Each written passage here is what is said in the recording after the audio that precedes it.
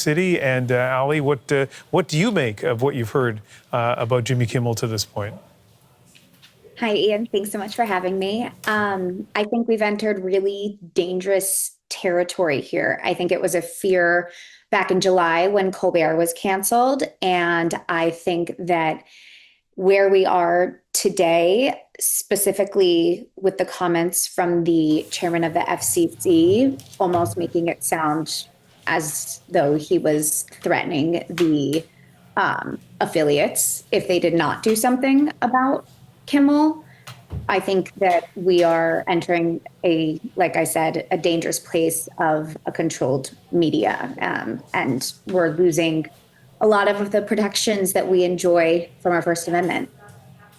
It's interesting to hear your perspective on that as an American in the United States, because watching all of this unfold from up here, I kind of shake my head. I'm not sure exactly what is happening. And so let's take it through its various pieces. So the first one is, as you mentioned, the FCC chair. This is somebody who is supposed to be looking over, kind of, among other things, responsible broadcasting in the United States. But up until now, I think there's been a lot of latitude for broadcasters to do things, and then certain red lines. The red lines include, nudity, for example, profanity. But up until now, I can't think of a red line that had to do with kind of political criticism. What about your perspective on that?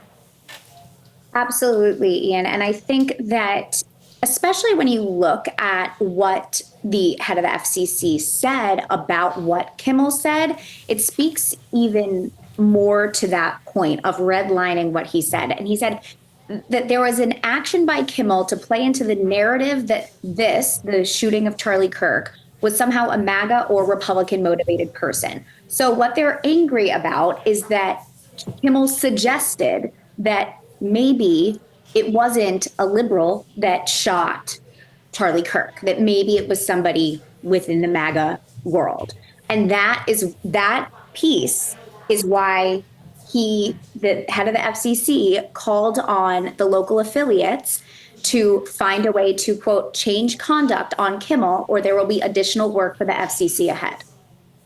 I know you don't know the answer to what I'm about to ask you, but maybe we can talk about it for a moment. Quite often when there's a news story during the week, I think to myself, the writers at Saturday Night Live must just be like rubbing their hands in glee, getting ready to jump in and do something on this. I think now, I kind of have a feeling a lot of those writers and producers of that show might be kind of unsure of what they can do or what they can get away with, which is so antithetical to that program and what it does. What's your sense of that? And I had the same exact thought as you as I waited to join you tonight. I said, what is SNL going to do? And what is South Park going to do? And as you and your fellow reporter were talking about before, Fallon, John Oliver, what are these comedians who politicize their content and speak truth to power and find levity in what's happening in our day to day?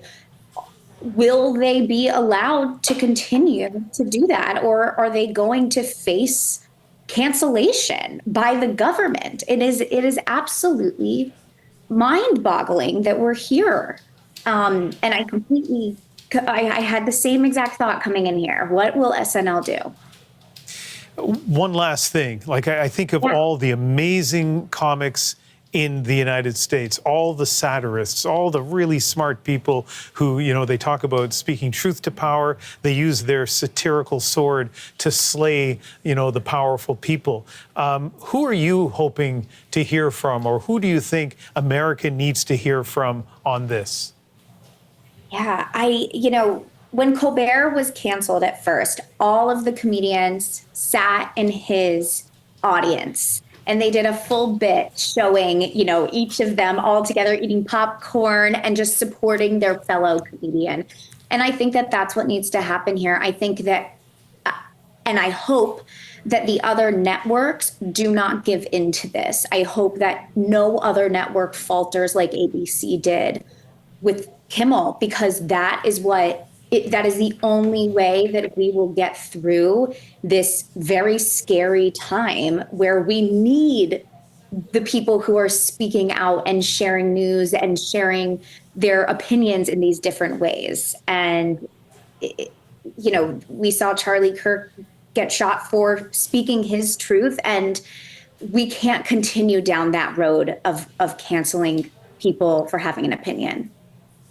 Ali Carbone is an entertainment reporter in New York City. Such a pleasure having you on the show. Thank you.